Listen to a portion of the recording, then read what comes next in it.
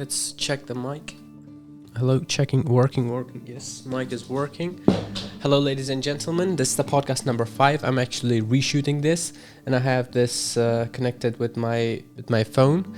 As you can see, last night I actually recorded this just to wake up this morning to edit the video and to find out that it was not focusing on my face, but the focus was on the background. So now I found a way to connect my phone with a camera so I could see if the focus is on my face. So let's do this. So this is the podcast number 5, and as you can see, we still don't have a guest. I intentionally did not invite anyone because in my last podcast I made a promise that I would talk about marketing, and this podcast is just to fulfill that promise. And as well, and also it has been 6 months since I made a podcast. I had some financial issues. They still are not solved, but what the hell? Let's do the podcast. We'll figure it out as we go by. In this podcast, I'll focus more about the indirect marketing. Previously, I described marketing to be a process of spreading awareness to result into sales. This is a definition that I made just to explain to you in simple words. Of course, it's not a definition from the book straight ahead, but this is actually what marketing really means. And also I said there are 2 ways to market, direct and indirect. Direct is the ones that you see online on YouTube and Instagram and Facebook whenever an ads come talking about a product, and there's a link or a guide how you can buy this product or service, and that's direct marketing. So indirect marketing does not sell you the product directly. It sells you the belief first, the idea first, and then that will result into buying the product. Now, unfortunately, this indirect marketing is very effective, which is also fortunate and unfortunate. But the unfortunate part is that not everyone who does this indirect marketing are morally good. And of course, we cannot expect everyone to be good because we do not live in a perfect world. That being said, learning about indirect marketing is important, so you be aware that the beliefs that you have right now, the ideas that you have right now, which results into your lifestyle that you're living right now, is not all based on your own decision. They have been put on you. Now, they do have a lot of bad consequences, but for the people who are doing this indirect marketing, they don't really care. Their ambitions sometimes are just money or power, and they can push any narrative they want using this and human psychology through indirect marketing, and for it to have bad consequences into people's life, they don't really care as long as they get what they want. Now, for us to say that it's not fair, they shouldn't be doing that. Now, of course, they shouldn't be doing that, but who's going to stop them? Now, if we do replace them with somebody else, another person will come and take their place and do the same thing. It's not in a perfect world. Both things exist at the same time, good and bad. Now, we cannot change everyone inside this world and expect them to be morally correct. What we can do is to learn these stuff, to be aware whenever we hear something, if that's really correct. Now, I'm talking about the beliefs, the ideas. Now, most of the beliefs that we have right now, the lifestyle that we live, are not our own. Now, there are a lot of people who say that, well, this is how I was born, this is me. It's like, it's not you. It's the collective of information that you've been receiving from your surroundings, from your society, from nowadays social media, and you are the result of this mix. I mean, whatever the input is, you are the output. So let me give you some real life examples about this, about indirect marketing. And I will start with a good one. Now, up until 3 years ago, I've been only breathing with my mouth. And I'm 25, so 22 years of my life, I've been breathing only with my mouth. And then I saw a person who was also a doctor and an athlete, and he was talking about the benefits of breathing through your nose. And he was talking about the effects that it will have on your facial structure, the benefits on your cardiovascular whatever. The idea for that whole speech to explain the benefits was to sell us the nose straps. So I said, well, let's give it a try. I did not buy the nose straps. I did it. I used it in my trainings. I used it in my runnings. I did a lot of long runs. I did a marathon, and breathing wise, I had no problem at all. I've been having a very, very good stamina. And I believe, and I know it was all because I was breathing with my nose. Now, then I went to buy the nose straps, but it worked perfectly. Now my life has changed in a better way. This is a very simple thing. Just for a nose strap, it can have such a big effect on us. Similarly, the negative ones. And since we are in the health genre, so let me give you a bad indirect marketing example that's regarding health, and it's the food pyramid, the biggest scam put on this generation and the previous generation. Actually, it began with our parents' generation, and through them it was put on us. And now very recently it has been discovered that that was a very big horse shit. Now imagine having to live your whole life in a lie. I mean, our parents' generation, our generation have been believing this food pyramid and have been eating grains, pasta and all these crap, believing that's the most important food that our body needs. Now look at the consequences of this indirect marketing. Half of America is obese. A lot of the rest of the world people are obese just because of this scam. Just because these people wanted to sell you grains, sell you breads, and have their grocery shops full with these products so they could earn some money. For them to do that, now it had a bad result for the human beings. They did not really care. They still don't care. Now for us to say that they're evil people and they ruin our lives is not fair. And it's also not correct for us to keep saying that these are the evil people.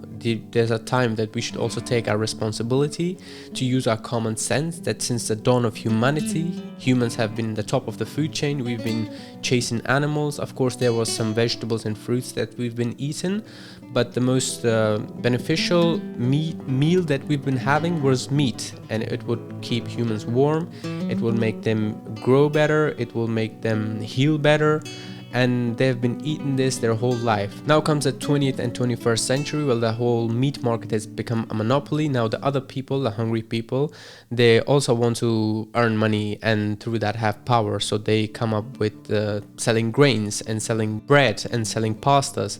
So they cannot go directly to people and say, well, you should stop buying meat and you should start buying our stuff so we could also make money. What they would do instead is hire scientists, hire these researchers, and they say, how bad is meat for you?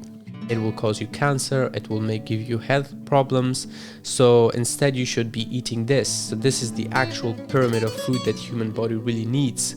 This is how they indirectly market for you to buy these products. Now how fucking genius these people have to be, these marketers, for the whole generation, to make the whole generation believe that what humanity have been doing from the start is incorrect, which have been very effective until the 5,000, 6,000 years that humanity have been here, and all of a sudden that's not important, and all of a sudden everyone believes it and they keep doing it, and now you can see the result, and now the lie have been obvious. I mean, it has come around, but now for a lot of people it's too late to change. They've already ruined their lives, they have lived their lives, so we cannot say that they were victims. Of course they were, but there's also something called responsibility, to have some common sense, to be aware of what they're doing. And that's why I'm explaining to you about this indirect marketing, because I'm also new to this.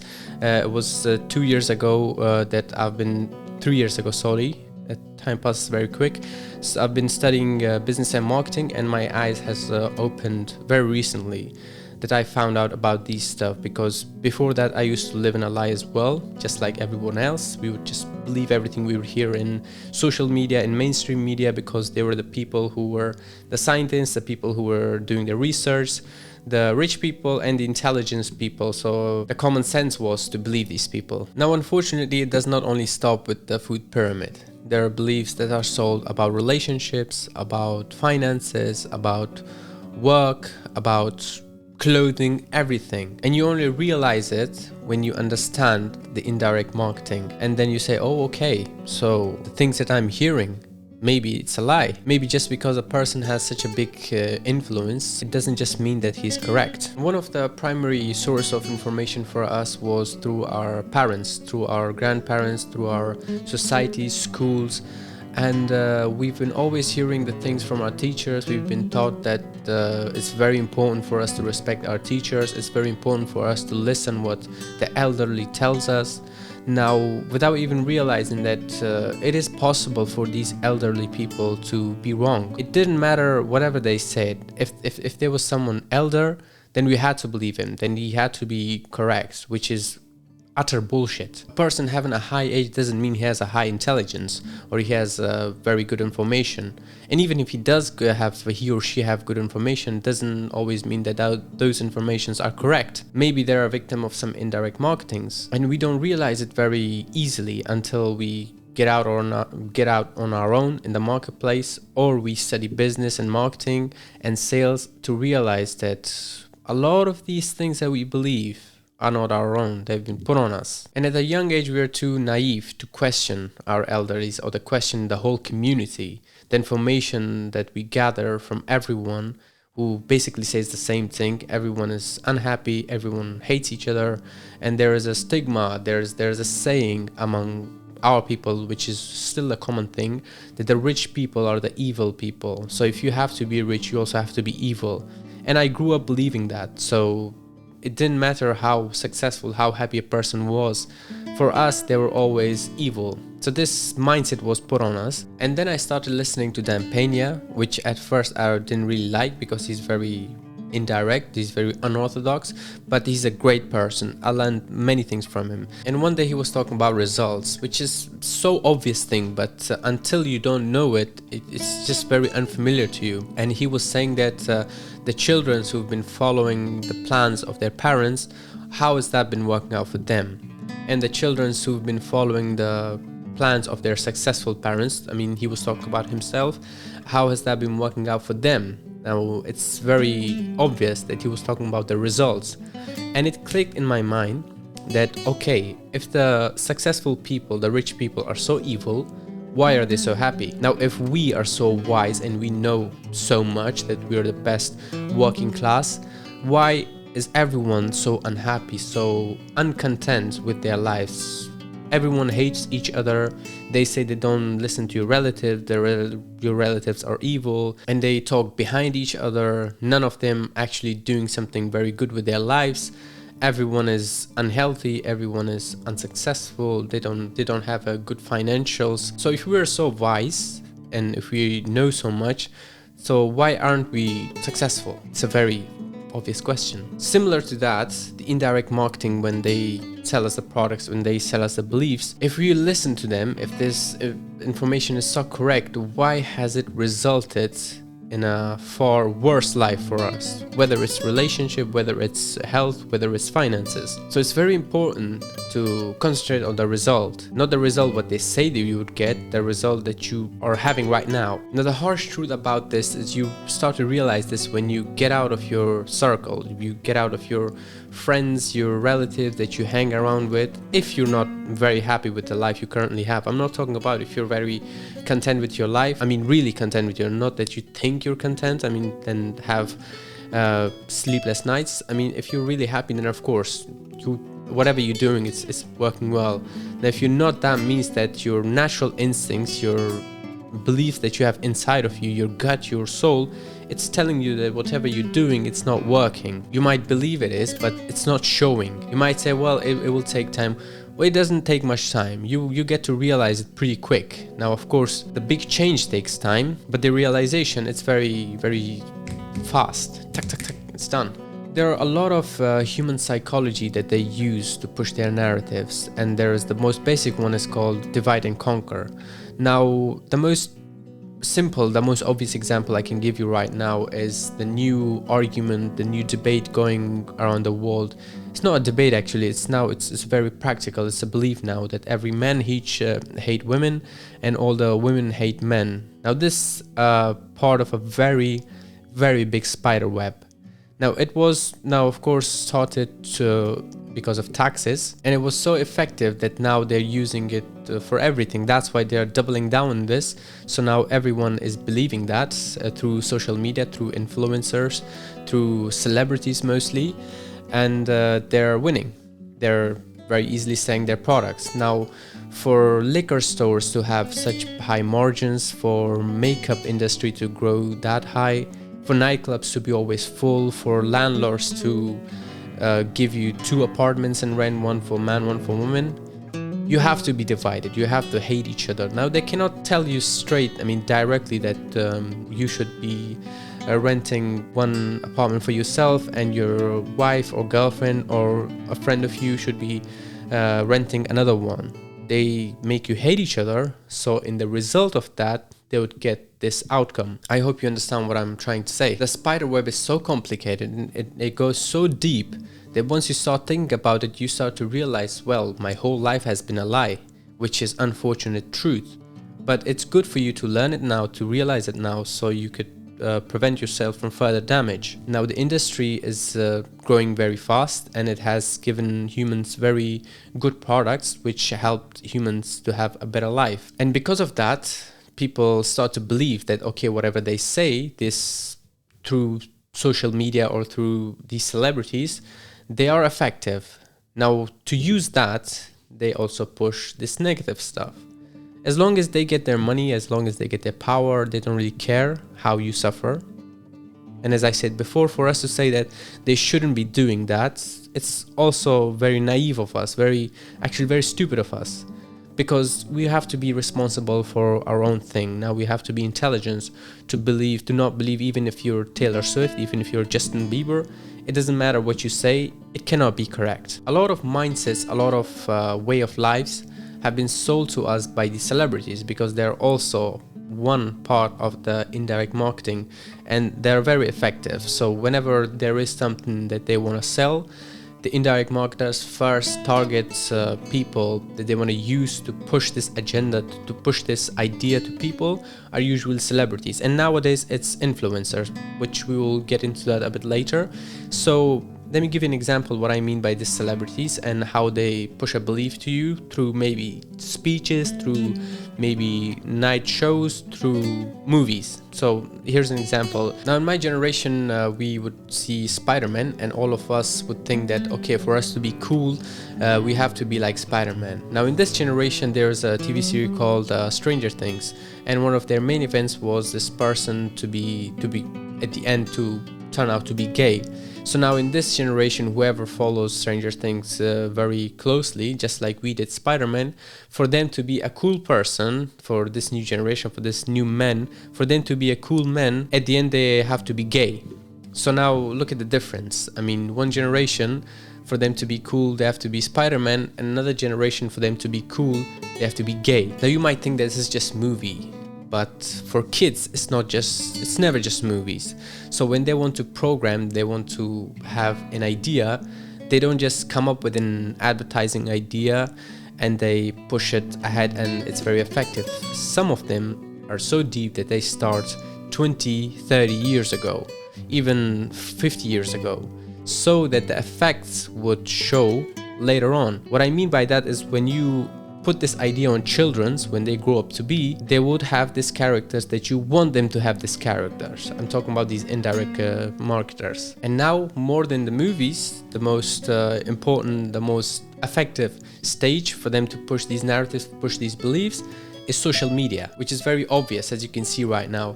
But there's another thing, which is not indirect marketing, but it's actually I call it a perspective push. What I mean by that is not all the beliefs that they share with their audiences is not for them to eventually sell a product or a service. Sometimes they just get hurt, sometimes they just get very emotional, and they come out and tell their audience about their own perspective, and they put it in a way to show people that it's a fact. For example, they have a very bad relationship with a football player, and they come out and say the worst person you can date is a football player. Now, every kid looking at that would grow up to be hating this football player. Now, this is one of very absurd examples, but I hope you get the idea. But they don't just come out to say that I've been rejected by football players so many times, that's why I cannot date them. Well, they don't want to lose their face in front of all this audience, so they say, well, they're not worth dating. You know, the very old saying, if you cannot reach the fruit is sour. And I think there's a similar saying with a fox, but I forgot the analogy with that, but I hope you get the point. Now, like that, it's also in business. Whenever a person whose business does not have anything to do with Google Ads, he comes out and say that the Google Ads are the worst thing that you could do for your business. Now, it may be correct for him. Now, he generalizes this idea in a way that everyone following that person starts to believe that.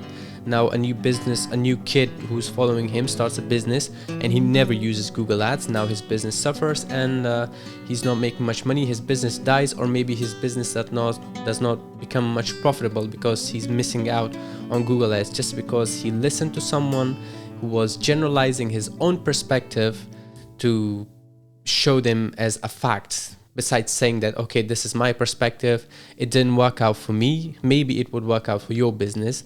But they say it in a way, especially through hooks. They would start their reels with the first 3 seconds as a hook, saying like, if you're spending your money on Google Ads, you're putting your money in a drain. Or stop using Google Ads. Or Google Ads are now dead. Like similar horseshit to that, without saying that it just did not work out for me, or I suck at Google Ads. They just generalize it. They just present this as a fact instead of as a perspective. So that's how this perspective sometimes can be pushed to people, and it becomes a belief without them realizing that it's just one person's perspective. It doesn't mean much. Let me try it and see if it's really correct or if it's not correct. Now, there are millions of scenarios and millions of examples about indirect marketing, but what I want you to get from this video is whenever you see a social media, is whenever you see some people talk about a pain point, something that you're suffering with, and then at the end come up with a solution, and that solution is either a product or a service, then you know that, okay, this is an indirect marketing for that product or service. So don't just buy into that belief. Doesn't matter how much studies they present to you, because one of the biggest horseshits in this generation that put on us is studies. You can find studies about anything. You can find studies cigarettes being good for you. You can find studies for water being bad for you.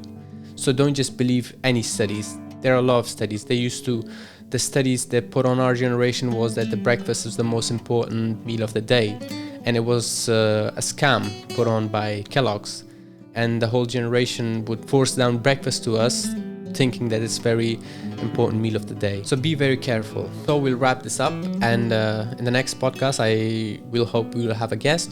If not, I'll still be here. Up until then, enjoy.